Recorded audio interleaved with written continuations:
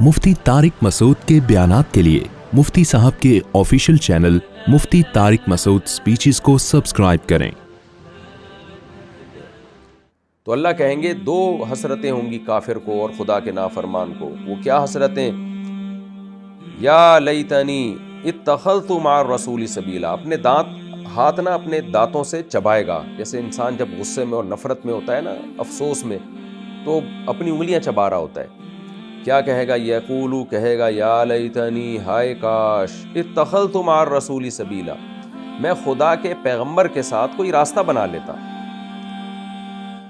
काश मैं उनके साथ रास्ता बना लेता का मतलब, जैसे हम कहते हैं ना, भाई ये जिस रास्ते पे जा रहा है तुम भी अपना रास्ता इसी के साथ बना लो, यानी इसी के रास्ते को रास्ता बना लो, तो इसी का रास्ता जो तुम्हारा रास्ता भी वही रास्ता होगा।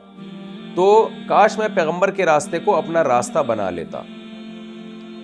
आज देखें ना, दुनिया इस्लाम के रास्ते के अलावा 20 रास्ते लोगों ने इख्तियार किए हुए हैं। हर आदमी बस पैसा, शोहरत, दौलत, ख्वाहिशात, इसके पीछे भाग रहा है।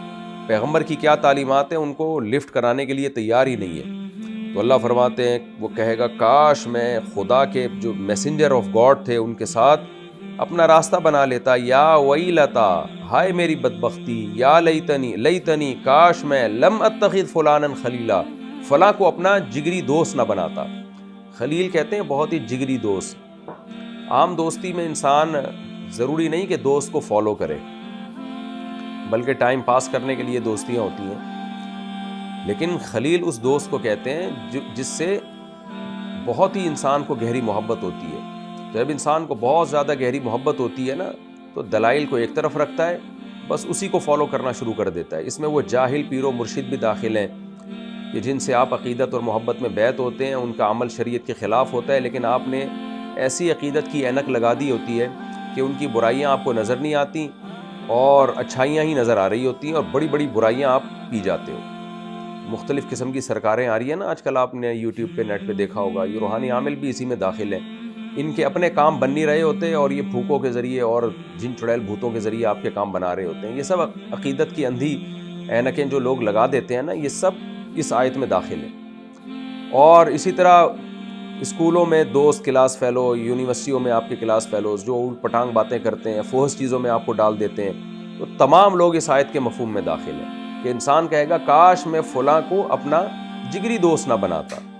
तो इसलिए उलमा ने कहा है कि आप किन लोगों के साथ उठते बैठते हैं, इसका बहुत ज़्यादा असर पड़ता है आपकी ज़िंदगी पे। अल-मर्उ मअ मन युखालिल, नबी सल्लल्लाहु अलैहि वसल्लम ने फरमाया, औ कमा क़ाल सल्लल्लाहु अलैहि वसल्लम, इंसान उसके साथ होता है जिसके साथ दोस्ती लगाता है। अल-मर्उ मअ मन अहब्बा फलयंजुर अहदुकुम मन युखालिल, औ कमा क़ाल, कि तुम में से हर शख्स को चाहिए देखे कि किसके साथ गहरी दोस्ती लगाता है। तो इसका बहुत ज़्यादा ख्याल करना चाहिए। अपने बच्चों को आप गलत बच्चों के साथ उठने बैठने से रोकें, दोस्तियाँ ख़राब कर देती हैं। आजकल क्लास फ़ेलोज़ हैं जो आपके बच्चों को दिखा रहे होंगे स्कूलों में फोहश चीज़ें, इंटरनेट पे, मोबाइल पे दिखा रहे होते हैं, आपको पता भी नहीं होता बच्चा कहाँ से बिगड़ रहा है, कैसे बिगड़ रहा है।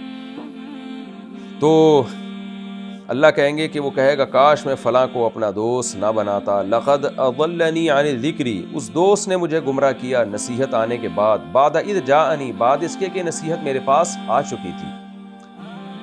वकान शैतानु लिल इंसानी खजूला, अल्लाह कहते हैं वाकई शैतान इंसान के लिए बड़ा ही रुस्वा करने वाला है। शैतान उम्मीदें दिलाता है कि फ़लाँ से दोस्ती लगा लो, इससे तुम्हें ये फ़ायदे हासिल होंगे, तुम्हारा टाइम अच्छा पास होगा और डिप्रेशन से बचोगे, स्ट्रेस से बचोगे। इस चक्कर में इंसान हर तरह के तबके से दोस्तियाँ लगाना शुरू कर देता है और रसूल के रास्ते से फिर दूर हो जाता है। और शैतान ने जो उम्मीदें दिलाई थीं, जब वक्त आता है हिसाब व किताब का, तो वो उम्मीदें सारी नामुराद हो जाती है। कोई भी उम्मीद ऐसी नहीं है जो इंसान को मिले। तो फिर इसको अल्लाह ने ताबीर किया कि शैतान वाकई नामुराद है, जो वादे तुमसे करता है ना, टाइम पे पूरे नहीं करेगा। वक़ाल रसूलु, और रसूल क़यामत के दिन शिकायत करेंगे, ऐ मेरे रब, इन्न कौमी इत्तख़ज़ू हाज़ल क़ुरआन महजूरा, यानी कौम अलग रो रही होगी, जो काफिर लोग हैं जो कौम में, वो कह रहे होंगे काश हम रसूल के रास्ते को फॉलो कर लेते। और रसूल वो अल्लाह से शिकायत कर रहे होंगे, अल्लाह इन्होंने वो कुरान जिसमें मेरी इत्तिबा का हुक्म था, इन्होंने उस कुरान को पसे पुश डाल दिया था। हर चीज़ में आगे बढ़ रहे थे। आज भी आप देखें ना, हमारा जो सेकुलर लिबरल तबका है, नाम नहाज सेकुलर, और जो काफिर हैं, जो गैर मुस्लिम हैं, اللہ کی نعمتوں سے لطف اندوز ہو رہے ہیں. سائنس ٹیکنالوجی میں دنیا میں دوڑ لگی ہوئی ہے, تجارت میں دوڑ لگی ہوئی ہے, اور ہر فیلڈ میں آگے بڑھنے کی کوشش ہو رہی ہے. لیکن جس خدا نے اس کائنات کو بنایا, انسان کو بنایا, اور جو کتاب اس نے آسمان سے نازل کی, اس پہ ریسرچ کرنے کے لیے, اس پہ غور و فکر کرنے کے لیے, اس میں کیا کہا جا رہا ہے اس پہ سر اٹھانے کے لیے یعنی جو بھی نہیں رینگ رہی ہے, کوئی فکر کرنے کے لیے تیار ہی نہیں ہے, اس کو ٹائم ویسٹنگ سمجھا جاتا ہے. تو اللہ کہیں گے کہ نبی قیامت کے دن یہ شکایت کریں گے کہ اللہ یہ میری قوم تھی جس کو میں یہ کتاب دے کر گیا, انہوں نے اس کو کیسے پسے پش ڈال دیا تھا اس کتاب کو. كَذَلِكَ جَعَلْنَا لِكُلِّ نَبِيٍّ عَدُوًّا مِّنَ الْمُجْرِمِينَ. اسی طرح یعنی جس طرح نبی ہم نے آپ کے دشمن بنائے ہیں نا, جو آپ کی لائی ہوئی کتاب کو پسے پش ڈال کے رکھتے ہیں اور آپ پر بیہودہ قسم کے اعتراضات کرتے ہیں, تو یہ آپ تسلی رکھیے, یہ صرف آپ کے ساتھ نہیں ہوا, ہر پیغمبر کے ساتھ ہم نے مجرمین میں دشمن پیدا کیے ہیں. وَكَفَىٰ بِرَبِّكَ, لیکن آپ پریشان نہ ہو, کیوں؟ تیرا رب کافی ہے, ہادین ہدایت دینے کے لحاظ سے بھی, وَنَصِيرًا مدد کے اعتبار سے بھی. نبی کو دو فکریں تھیں, ایک یہ کہ یہ مجھے ستا رہے ہیں, پریشانیوں میں ڈال رہے ہیں مجھے, اور میں کمزور ہوں, میرے ساتھ لوگ بھی بہت تھوڑے ہیں, تو کہیں اسلام دنیا میں دب نہ جائے. دوسری بات یہ کہ اتنے دلائل کے باوجود یہ ہدایت کے راستے پہ آتے کیوں نہیں ہیں؟ تو دونوں باتوں کا اللہ نے جواب دیا کہ اے نبی, تیرا رب ہدایت دینے کے لیے کافی ہے, جس کو دینا ہوگا وہ دے دے گا ہدایت, آپ اس کی فکر چھوڑ دیں کہ اتنے واضح دلائل کے بعد بھی یہ سیدھے راستے پہ چلتے کیوں نہیں ہیں. دوسری بات رہا مسئلہ ان کے ظلم کی, تو نصیرہ مدد کے اعتبار سے بھی تیرا رب کافی ہے, وہ آپ کی مدد کرے گا. دو ہی تسلیاں نبی کو چاہیے تھیں, اور آج بھی جو بھی دین برحق کی دعوت دیتے ہیں, دین کی فکر میں لگے رہتے ہیں, ان کو یہ دو ہی ٹینشنیں ہوتی ہیں کہ ہماری دعوت اتنی مدلل اور اتنی جاندار ہے, تو سامنے والے مانتے کیوں نہیں ہیں, اوٹ پٹانگ قسم کے اعتراضات کیوں کرتے ہیں. تو اللہ نے تسلی دے دی کہ بھائی ہر پیغمبر کے دشمن پیدا ہوئے ہیں, تو جو پیغمبروں کے راستے پہ چلنے والے لوگ ہیں, علماء ہیں, جو پیغمبروں کے وارث ہیں, اسی طرح جو بھی پیغمبروں کے داعی ہیں, پیغمبروں کی طرف داعی ہیں, تو ان کے بھی دشمن ہوں گے. جب پیغمبروں کی دشمنیاں ہوئی ہیں تو ہم کس کھیت کی مولیاں بھائی, ہماری کیا اوقات ہے.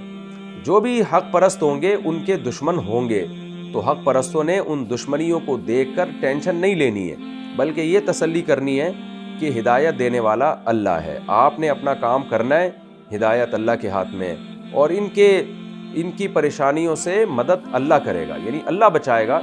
اسباب پہ نظر نہیں رکھنی, بلکہ نظر رکھنی ہے اللہ تعالیٰ پہ. وقال الذین کفروا, اور کہا ان لوگوں نے جو کافر ہیں, لولا نزل علیہ القرآن جملۃ واحدہ. یہ ایک الگ نوعیت کا اعتراض ہے. یہ اعتراضات نا سورہ فرقان میں بکھرے ہوئے ہیں, لیکن ہر اعتراض دوسرے اعتراض سے بالکل جدا ہے. دوبارہ میں ان اعتراض کو ریپیٹ کر دیتا ہوں تاکہ آپ کو اس میں ربط پتہ چلے. پہلا اعتراض کیا تھا کہ بھئی ان کے ساتھ فرشتے کیوں نہیں ہیں. دوسرا اعتراض کیا تھا کہ چلو فرشتے تو نہیں ہیں, لیکن یہ غریب کیوں ہیں, ان کے پاس تو خزانے اور باغات ہونے چاہیے. تیسرا یہ کہ چلو یہ غریب بھی نہیں ہے, یہ مالدار بھی نہیں ہے اور غریب ہیں, اور فرشتے بھی نہیں ہیں ان کے ساتھ, تو عام انسانوں والے لوازمات کیوں ہیں ان کے ساتھ. یعنی چلو یہ غریب بھی ہوتے, فرشتے بھی نہ ہوتے, لیکن کچھ تو عجیب ہوتا نا, الگ سے ہوتا ہے ان کے ساتھ, ان کو کھانے پینے کی ضرورت ہی نہ پڑتی. تو وہ بھی ایک نوعیت کا اعتراض تھا کہ یہ عام انسانوں کی طرح کے انسان کیوں ہیں. چوتھا یہ کہ سوال یہ پیدا ہوتا ہے کہ چلو یہ غریب ہیں اور غریب بھی پیغمبر ہو سکتے ہیں, پیغمبر کھاتے پیتے بھی ہیں, جیسے کہ قرآن نے بتا دیا کہ پیغمبر تو سارے کھاتے پیتے ہی ہیں, تو اللہ کو انسان کو پیغمبر بنانے کی ضرورت کیا تھی. فرشتہ ڈائریکٹ نازل کیوں نہیں ہو گیا, اور پھر فرشتہ بھی کیوں ڈائریکٹ اللہ ہم سے ہم کلام کیوں نہیں ہوتا. اب اس سے بھی ترقی کر کے ایک الگ نوعیت کا اعتراض ہے کہ چلو بھائی اللہ ہم سے ڈائریکٹ ہم کلام بھی نہیں ہوتا, اور فرشتے کو بھی اللہ نے پیغمبر بنا کے نہیں بھیجا, اور دوسری بات یہ کہ ان کے ساتھ کوئی الگ سے واقعات بھی نہیں ہو رہے جو بشریت کے لوازمات کے سے بالکل ہٹ کر ہوں کہ ان کو کھانے پینے کی ضرورت ہے. نہیں, یہ سب باتیں ہم نے مان لیں, ہم نے مان لیا کہ یہ پیغمبر ہیں, فرض کر لیا تھوڑی دیر کے لیے, لیکن یہ جو قرآن ان پہ نازل ہو رہا ہے ایک ہی دفعہ میں نازل کیوں نہیں ہو جاتا. یہ تو تھوڑا تھوڑا کر کے نازل ہو رہا ہے, اس سے تو لگتا ہے کہ یہ کہیں سوچ کے بنا رہے ہیں.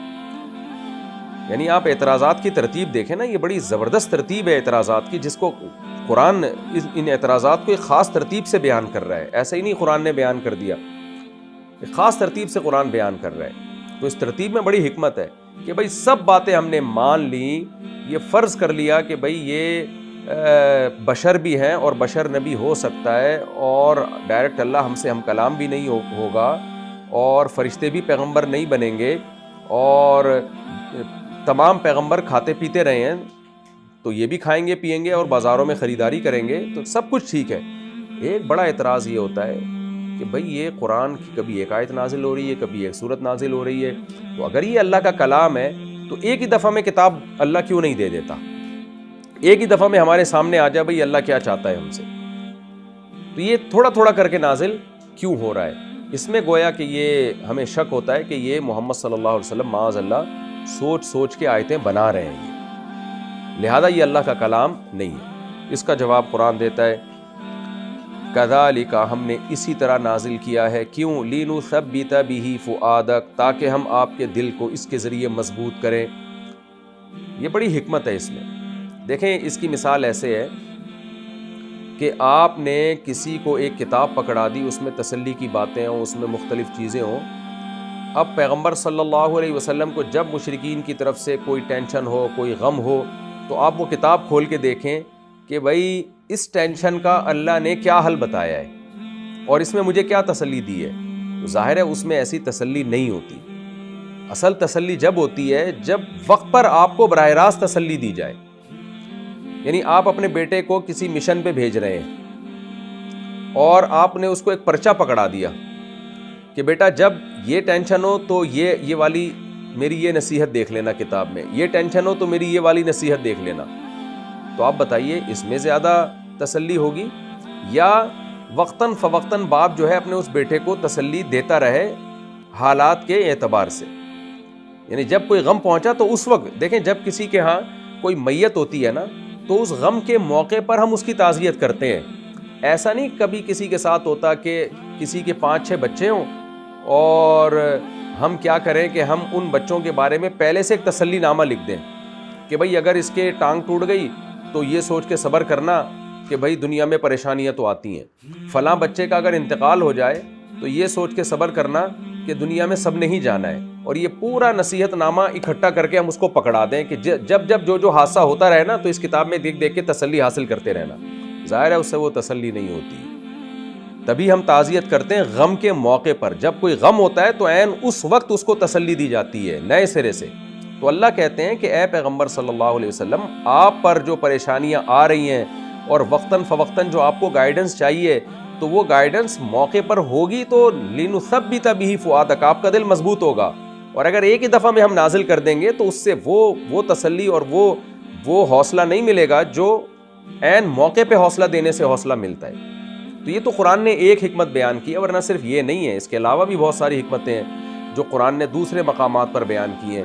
وہ ایک بڑی حکمت قرآن نے کیا بیان کی ہے، انا اوحینا الیک کما اوحینا الی نوح والنبیین من بعدی، کہ ایک ہی دفعہ میں تورات کا ملنا یہ صرف موسیٰ علیہ السلام کے ساتھ ہوا ہے، باقی تو آدم علیہ السلام سے لے کر آپ تک جتنے بھی پیغمبر آئے ہیں ان پر تدریجاً ہی وہی نازل ہوئی ہے۔ کبھی کسی پیغمبر کو پوری کتاب ہم نے ایسے نہیں پکڑا دی ہے سوائے موسیٰ علیہ السلام کے۔ تو موسیٰ علیہ السلام کے تو خاص حالات تھے، بنی اسرائیل کے ظلم سے، فرعون کے ظلم سے بنی اسرائیل کو نجات ملی تھی، پورا ایک خاص واقعات ہوئے، تو اس کے بعد اب اتنا ٹائم بھی نہیں تھا اور بنی اسرائیل اس تمام مرحلوں سے گزر چکی تھی، آزاد ہو چکی تھی۔ تو پھر ان کا مطالبہ تھا کہ ایک کتاب نازل ہو، تو اللہ نے اکٹھی تورات موسیٰ علیہ السلام کو پکڑا دی۔ وہ خاص ایک موقع تھا، ورنہ جو ہمیشہ سے پیغمبروں کے ساتھ ہوتا رہا ہے وہ یہی ہوتا رہا ہے کہ وقتاً فوقتاً وہی نازل ہوئی ہے۔ تو یہ اعتراض کوئی خاص اعتراض نہیں ہے کہ جس کی وجہ سے نبی صلی اللہ علیہ وسلم غم اٹھائیں یا مشرکین اس پہ پروپیگنڈا کریں۔ تمام پیغمبروں پر وہی ایسے ہی نازل ہوئی ہے، آہستہ آہستہ۔ تو ہمارے پیغمبر صلی اللہ علیہ وسلم پر بھی ورتلناہ ترتیلا، ہم نے تدریجاً وہی نازل کیا، آہستہ آہستہ آپ کو قرآن پڑھ کے سنایا ہے تاکہ آپ کو تسلی ملے اور موقع کی مناسبت سے۔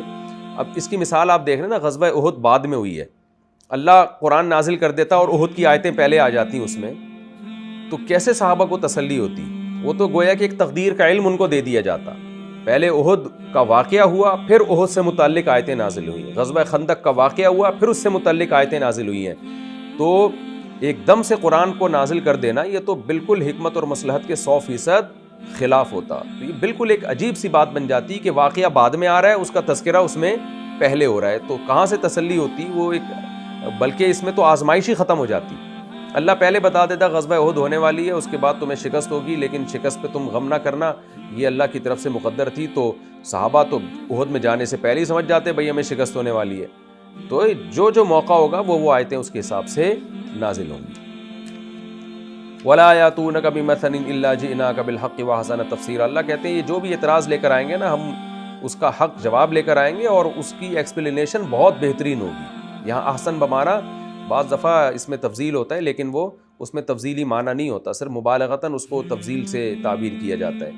تو ہم بہترین اس کی تفسیر لے کر آئیں گے. جیسے کہ جتنے انہوں نے اعتراضات کیے نا, اللہ کا جواب وہ بہت ہی وضاحت کے ساتھ جواب ہے.